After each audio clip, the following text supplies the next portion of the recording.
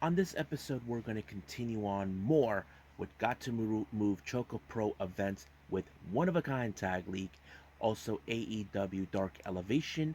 Also, we're going to review a previous event by American promotion AAW with a live number 13 on the 11th of June, but also a DDT event called Wrestling Okehazama. This took place this past March. So, let's get started with another episode of the Deleted Wrestle Zone.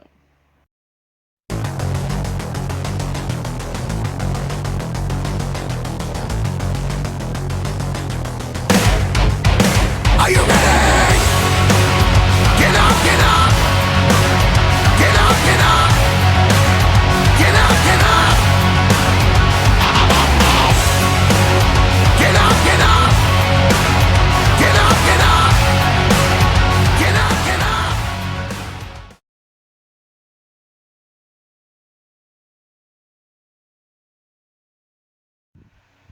Welcome everybody to Deleted Wrestle Zone, all things that is pro wrestling with AEW, NXT, New Japan Pro Wrestling, Impact Wrestling, the National Wrestling Alliance, various promotions, wrestlers, matches, and championships. I am your host, J. Right here. So, as you know, we're continuing more with Gatoh Moves Pro Wrestling's Choco Pro events, but this time we are in day 3 of their one-of-a-kind tag league. Yes, that's the name of the tag league they have. This one is on the 28th of June. It's pretty interesting. Now, however, I wasn't paying attention with the league because I thought it was too exciting to see. However, earlier in the start of the event, Bali and Aki made perfectly clear. If you lose the first two matches in the league, you are automatically out of the tournament. So basically, it's a very concept way because this, unlike many leagues we've seen over the times, there's multiple, but there's only 8 teams involved in this promotion. However, we'll see what happens. Now, let's go with the A block. We have Dragon Ninja with Saruyi and Chon Shiru taking on Trophy Kawaii, consistent of Yuna, Mizumori, and Saki. Now, to be honest with you, I have been paying attention recently with Trophy Kawaii because they seem like a force to be reckoned. Now, they have faced the Best Bros before.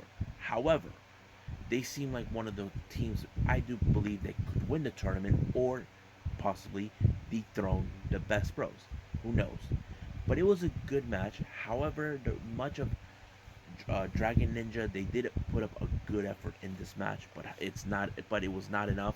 All thanks to Yuna Mizumori, who picked up the victory for her team, giving them 2 points. Now, the first match they ever had, it was a draw. So we'll get to that in a bit. Now for the B block match. This one is White Komenasi, consistent of Antonio Honda and um, Tokiko and Tokiko Kirihara taking on Sayaka, consistent of Sayaka and Minoru Fujita. Now, keep in mind, Sayaka completely, this is their first match in the league. They haven't competed in the first 2 days, which was very unusual, but it was good to see them. They finally participated. So, the match was great. However, there was more of the comedic side due to the fact that Antonio Honda brought in a guitar to sing some lullabies, but you can guess it kind of was affected. But I was surprised that it was Sayaka who pinned Kirihara for them in the match, allowing themselves to win 2 points. So far, they haven't lost any matches yet. As for Komenasi, they got 0. Now, here's the point system that took place. Right now in the A block, Best Bros, they have only 1 draw, 1 win. So far, 0 losses, but they did not participate in today's event. It was their day off. Tropical Wild, they are currently with the draw and they had a day off on the 27th, but they won their match today on the 28th, which is 2. So they got in total 3 points, much like the Best Bros. As for Dragon Ninja, they were not participating in the first day on the 23rd, but however, their matches on the 27th and 28th, all 0-2 losses. So that means they are automatically out. As for the next team, Washoi Anaki, consistent of Ryo Mizunami and someone else, they haven't wrestled yet. They have yet to participate. We are anticipating for them to participate as soon as possible. Now the B block. Melt Brain Dancing, which is consistent of Chango and Psycho. They only have 2 points. They won one match on this one. They did not participate on the 27th or the 28th. White Kamase. They had the day off on the first day, but however, they lost the first two matches on the 27th and the 28th, so they are automatically out. Egg Tart. So far, right now, they have one loss, one win. No, they did not participate in this particular event. However, they better be on the same game, so they only have 2 points. And as for Misayaka, the first 2 days it was their day off, but they won this particular match. So now you get the idea. As I mentioned before, Dragon Ninja and White Komanase actually are officially out of the league, and we'll see what happens down the line. So hope you guys enjoy this. Let's keep moving forward.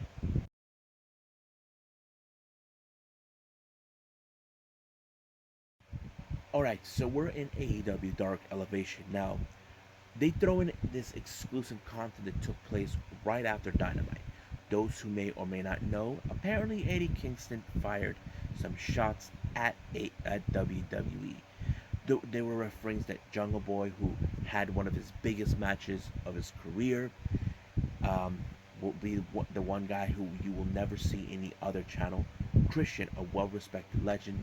Same thing, you probably won't see him in the other channel. Same thing with Penta and himself. And practically much what's going on. So this is more like they fired some shots, but we'll see where they're going to go with that. Now, the opening match is JD Drake and Ryan Bennett along with the Wingmen taking on the Gun Club. Now, I wish Austin would come back. It would have been a lot funner, but I have to say Colton has been growing a little much better as a competitor. We've been seeing, even siding with his dad. Always fun.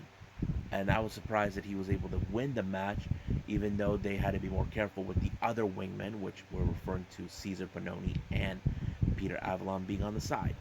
So this time, Colton and Billy overcame the obstacles, and apparently Billy was the one who pulled off the victory by doing the famouser on him. Next match, we have Penelope Ford taking on Valentine Rossi. Don't know much about her, but it was later revealed that she was under the tutelage of Sean Spears in his wrestling school out in Florida. It was an okay match, I'm not gonna lie, but surely not the best. I know that Penelope Ford is growing and growing, so we'll see what happens then. Next match, we have Brian Cage along with Hobbs and Hook taking on Serpentico. I have to say this match was very interesting because people will say about Serpentico, he's facing a much bigger dude. Yeah, I mean, he's used to it. So, however, even Luther helped out the match, and yet it was still not enough. It did allow for Brian Cage to pick up the victory. Next match, we have Carl Anderson along with the Elite taking on for the debut of Wheeler Yuta. As you know, this match went in the same direction as we know because the Elite are on the other side. Doc Gallows keep interfering, even the Bucks as well. And apparently Yuta had no chance in hell to continue on due to the fact that he's got 4-on-1 at this point. So, Carl Anderson won the match. Next up, we have a 6-man tag team match. We got Shotty Lee Johnson, Brock Anderson, Dustin Rhodes, along with Arn Anderson taking on Adrian Alimas, Liam Gray, and Justin Corino.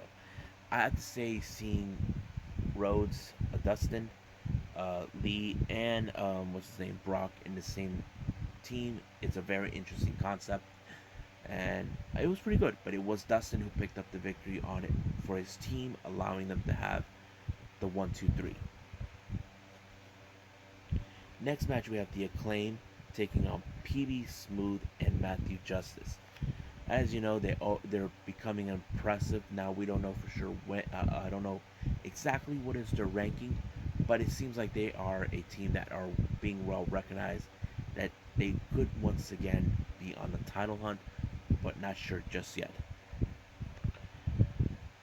Next match we have Colin King taking on Rio. This was a very interesting match. As you know, Rio is a very short woman.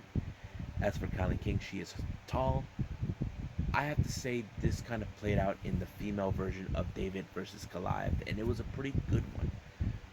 Not the best, but a good one. So I think it was really fun. I think it's great to see Rio back. As you guys know, she finally moved to the States.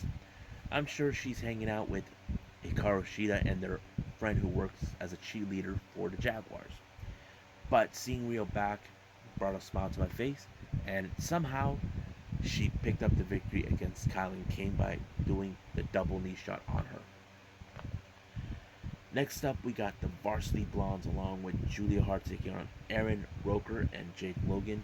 Varsity Blondes being popular that they're becoming. And of course, it ended with Brian Cage with the flying clothesline. 1, 2, 3, it is over, baby. Next match, we have Thunder Rosa versus Catalina Perez. You know Thunder Rosa, she is one of the best female wrestlers, and once again, she put Catalina Perez away with her famous finisher, the Peruvian, whatever they call it. But it was a pretty good match to watch as well. Next up, we got the Blade along with the Bunny taking on Chuck Taylor. Now, as you know, on Wednesday, they hurt Orange Cassidy, but this time, somehow Blade was able to sneak one and took the victory. Even Chuck did not take it well, but TH2 showed up to give the Blade a helping hand. But here comes Orange Cassidy, who still has unfinished business with them for what happened this past Dynamite episode.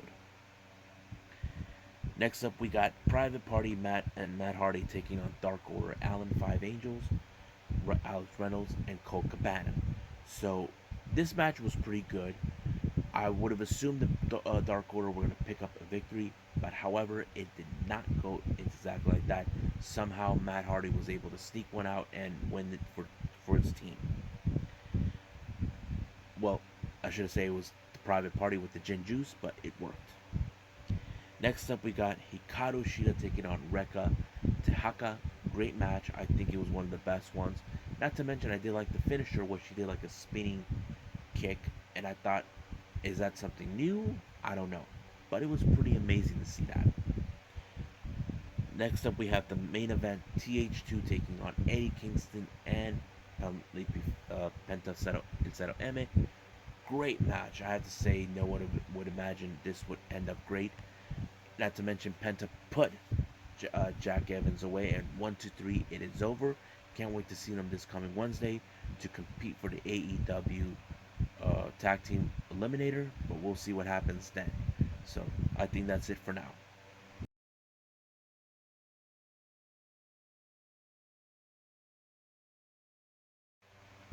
Okay, now I'm going to admit I don't recall if I ever reviewed AAW. Now probably some of you say, what is AEW stand for? Stands for All American Wrestling. It's a very popular promotion based out of somewhere in Illinois. Heard nothing but great things. Many wrestlers from anyone from AEW or Impact Wrestling, or wrestlers who are currently in WWE, have been there. But however, since the pandemic happened, things have been a little changing. They've been doing these live events. First time they started doing it is when there was no audience, but now they're bringing a bit of the audience. So let's go. They only had 3 matches. This took place on the 11th. First match is Cole Carter versus Mike Hattenbauer, alongside someone from Impact, Johnny E. Bravo. I'm not sure who this one, but I have to say, Mark Hartenbauer seems like the tough guy in this match. Very impressive. I mean, he plays like a very tough SOB, as you might as well call him. But it was a great match to see, because I would not imagine to know this is a guy who seems like he's going to break you. But that's exactly what he did. So he won that match. The next up is Isaiah Moore taking on Ren Jones. Don't know who he is, but Ren Jones is a very interesting character. He seems like everybody are behind him or booing him, however you want to go with it. But he's very impressive. But I was surprised how he ended the match pretty well. And then finally we have um, Damian Chambers versus Davey Vega. I have been aware about Davey Vega before. They were part of, he was part of a faction, but however that faction dissolved. Um, he's currently now working with Johnny E. Bravo, and it kind of makes a lot of more sense with him. But um, but yeah, but like I said before, this I don't remember. I know I did an AEW review, but I just don't remember when was that. I think it was last or 2 years ago. Don't remember. But however, I didn't. I think there'll be more. Apparently, they added some more AEW on the Watch Pro Wrestling Online, Watch Pro Online or something like that. But I'll review those as soon as possible. So I think that's pretty much it. So let's move on with DDT Pro Wrestling.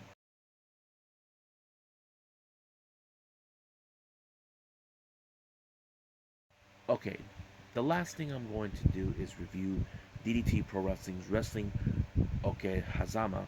This took place on March 19th, which was a few months ago. I still need to catch up with DDT. First match is Toy Kojima taking on Yusuke Okada. Now, it was a good match. I know these guys have wrestled before and teamed up before, but however, it was Okada who pulled off the victory for himself, and of course, Toy Kojima. He seems like he's still on a learning curve, but he'll get there eventually. So Yosuke Okada won the match. Next up, we got Disaster Box, consistent of Kazuki Irada, Toru Owashi, and Danshuko Dino taking on Saki Akai, Yuki Naya, and Akito. Now, however, Akito didn't come out. He's still depressed after the disbanded of their name, All Out. But the match ended in 25 seconds flat by Saki Akima. And then later we saw the executive comes out. Looks like he wanted to change things up. So the next up we had is Akito, Kazuki Irada, and Saki Akita taking on Danshuko Dino, Torowashi, and Yukio Yano. This match had a bit of the community side. Akito kind of still deals with the fallout, knowing that he lost the faction he was in, and also he lost the six-man tag team titles. Basically, he's on the press. He's not been, how do I say this, not himself anymore. Let's just put it as that. But it was funny. But somehow it was in fact um, the other team, Owashi,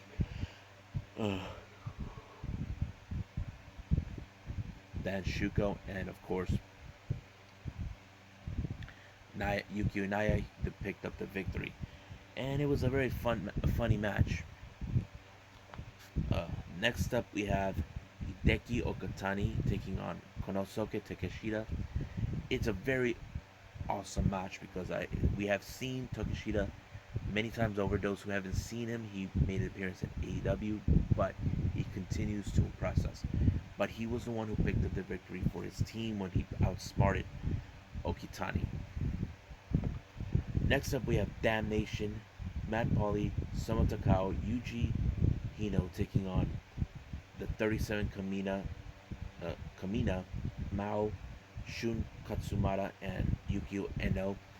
It was a really good match, seeing all these four members of All Out, forming a new faction. This time, it's a real fun match. However, there was still no match for Damnation. They continue to prove how strong they are, regardless, as the only heel faction in DDT. Next up, we had Yuki Ino and Antonio Hana taking on the other members of Damnation, Tetsuya Endo and Sasaki. There was a moment where Yuki Ino walked out. I don't know why, but he showed up dressed like Antonio Honda, and they were having a little bit of fun in this match, where they were grabbing each other's nipples, thanks to Damnation's involvement. But it was a real fun match. I have to say it was fun. But however, it was Endo and Sasaki that outsmarted these two guys in every way possible. Now, with the final match, we have Keigo Nakamura, Chris Brooks, and Kasusada Iguchi taking on Arashima, Genrutsu, um, Makomoto Ishii, and Jun Akiyama. This is a really good match. I think it showed that Juretsu is consistent of Jun Akiyama continues to prove what they can do, and I know I can still picture Arashima joining them, but I don't know. But it was Arashima that picked up the victory for his team, and I'm very happy with that result. So that's pretty much it. What happened with DDT, but there'll be more to come. Well, I hope you guys enjoyed this episode reviewing Gatoh Move's one of a kind tag league, AEW Dark Elevation, AAW, and of course DDT Pro Wrestling. Now I want to give you guys some good news that came out this morning.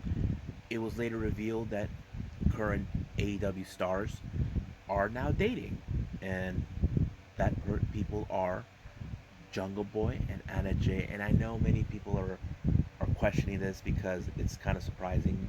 The people are joking at Twitter saying Anna Jay finally did it. Jungle Boy is in the dark corner because if you guys recall, they tried to recruit him, but no luck. But people continue to tease the whole thing. I thought it was really interesting for them to do that. That's pretty much it right now. But for now, I'll let you guys know that tomorrow, the following episode will feature um, NWA Power, AEW Dark, and of course NXT. But I'll throw in a indie promotion for the first time. This one is called Sabotage Wrestling. I'll speak more about that on that episode. But for now, I'll see you guys in the next DWZ time. Same DWZ channel. I must bid all of you adieu. So, goodbye. Mwah. Have a nice day. Bang.